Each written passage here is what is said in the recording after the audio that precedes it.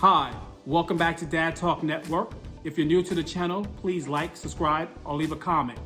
Today we'll be covering part 3 of my 4-part conversation, and today's topic will be how to have difficult conversations with our kids.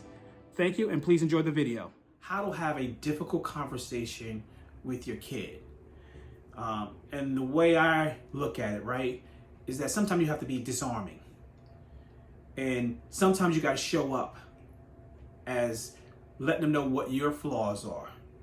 Because I think it's sometimes as parents, right, we just go right in to say, okay, this is what I need you to do. This is why that's wrong. And our kids don't know our story or why certain things are happening.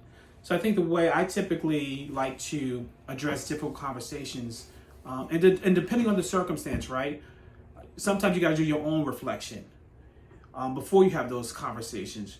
Really make sure that you're not in a situation where it's a heated conversation, right? Because if people are yelling, no one's going to get that point across. So I think you also have to create an environment with your kids that they can come to you in any comfortable space.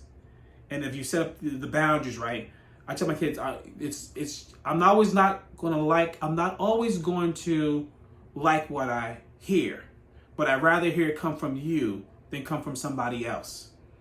So I think once you kind of set the table and say, we can get through any conversation as long as there's transparency and there's honesty in that conversation. So that's typically how I like to start the conversation when there's a difficult conversation that needs to be held. What advice would you give in, how to have difficult conversations with your kids? Well, for me, my number one thing is I have to pray first.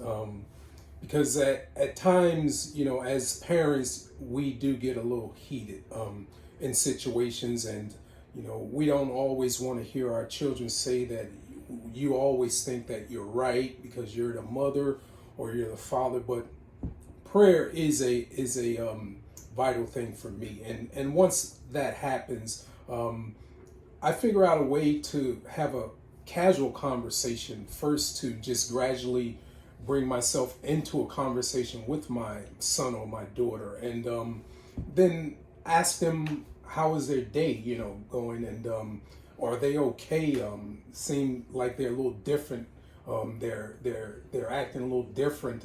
Is everything okay?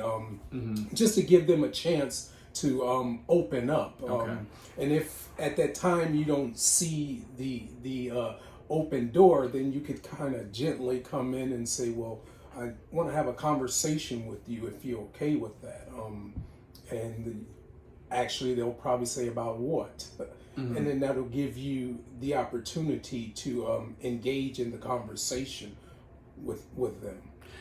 Correct. And I think too, sometimes as parents, right, we might see our kids doing something that we disapprove of, but we kind of turn a blind eye to it, right? Because it's like, okay, if we don't acknowledge it, then it really doesn't exist. So I think the one thing is that as parents, right, if you have a sense that something's going on with your kid, whether it's maybe substance abuse or hanging out with the wrong crowd, you have to say something to them, right? Because you never want to be in a situation and you're looking back and say, I did see those signs. Because we all live through it, right? We know how our kids move. And then what I always tell my kids is like, please don't try to think you're getting away with something that I've already done. Yes. And I try to understand them. That's why there's a study of psychology, right? That the study of human behavior. Because as humans, we change, but we don't change too much, right? Because then there wouldn't be a science behind it. So when I sometimes talk to them in the past, I say, hey, look, you're doing this incorrect, and they might think that they were getting away with it, and I try to say, hey, you're not the first person, and you won't be the last person that's going to try to pull this particular stunt. So I think as parents, when we see our kids doing something that we don't approve of, we need to say, okay, address the issue and don't turn a blind eye to it, because you never want to be too late to have that discussion with the kid. Correct. And to that point, Life lessons. There's going to be times to where you're going to have to open up the can that's been covered for some time, your past, things that you've done or things that you've seen them do, and you've been down that road to let them understand, yes, I know that you're human just like I am, but we always hear our parents say, I don't want you to go down that road that I've been down. So here's a time for me to kind of help you or give you the help that I didn't have so you don't make the same mistakes. And then sometimes they'll be receptive to that, and then sometimes they won't. And then there's those times and those hard conversations that you have to have with them, that you just say bring yourself to a level of where they're at, and not just the parent, to open up and just say, look, this is what I see. Correct. This is not good. What are you doing, or how are you coming about to try to get yourself into a better situation?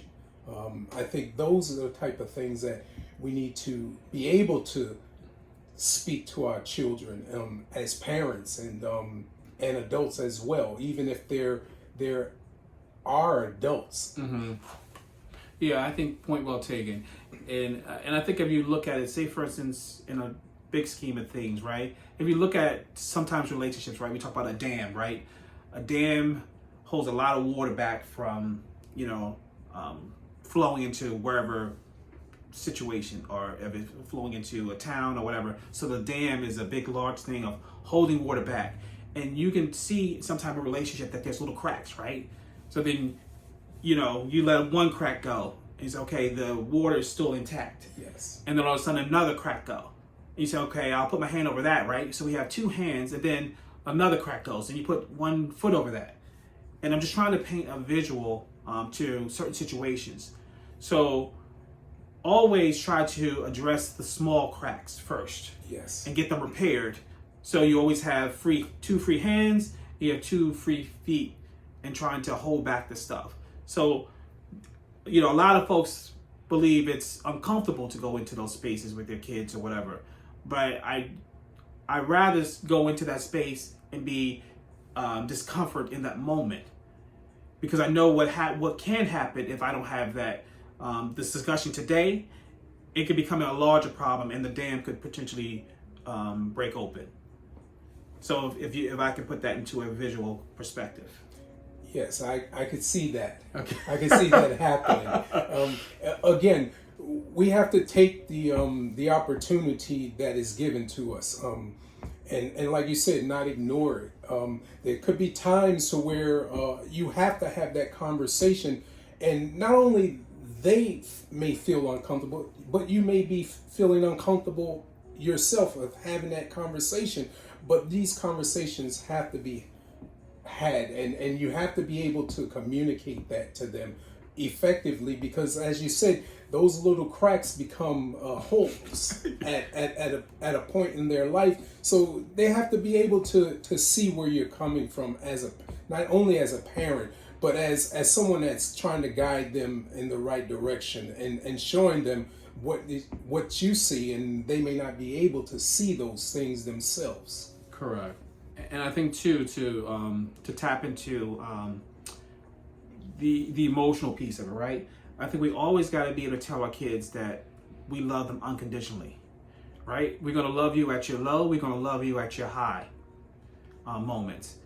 And as long as they know that there's unconditional love that, we as parents have, right? So when I look at unconditional love, that means that there's nothing that's going to break that love. There's no condition. You do this, I'm going to give you that. You don't do this, I'm going to give you that. So I have an unconditional love for my kids, and I think when we have these tough conversations with them, we got to express that the bond that we have as parents to our kids, that's an unconditional love. But yeah, maybe there will be times in our relationship that we don't like each other, but we also got to make that distinction between liking each other and this level of unconditional love, because like or dislike is a temporary moment, where unconditional is a constant. And I think sometimes when we get caught up into discussion with our kids about, tough subjects, that distinction has to be drawn out, and that has to be put on the table and say, okay, I'm always going to love you unconditionally. But there may be moments and times where we don't agree on things, but how do we move past that and create a safe place for us to have dialogue? Yes, and I think my only comment to that is, as you said, through all the tough times, the good times, the bad times that you may have as being a parent and trying to raise your children, love never fails. Through it all, you'll be able to get through those things by showing love. You can get through those things by showing love and not anger, because when you show anger, it accomplishes nothing. But with love, you have everything you need, all that rolled up into one, showing them that, yes, you did this, you went that way, but guess what? I still loved you. We call that the agape love.